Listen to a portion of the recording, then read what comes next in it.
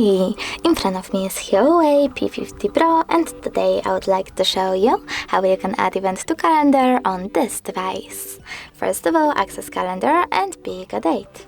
When you're ready, click on this plus icon at the bottom right corner and customize your event however you wish to.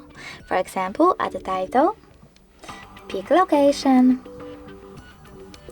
starting hour, ending one, or you can also turn off this feature completely by tapping on the switcher next to all day. Then scroll down, select repeat, and if you wish, for example, your event to repeat every year, just select this option. If it's birthdays, for example, if you don't want to, you can always go with never. Now you can add a reminder minutes, hours, or weeks before, and even take notes.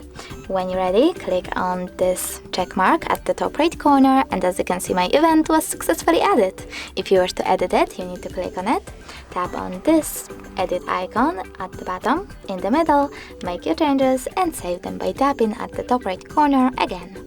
You can also delete your event by clicking on it, but this time selecting the delete icon at the bottom right corner and confirming your choice in the pop-up. Thanks so much for watching. If you enjoyed this video, don't forget to leave a like, comment and subscribe. Bye!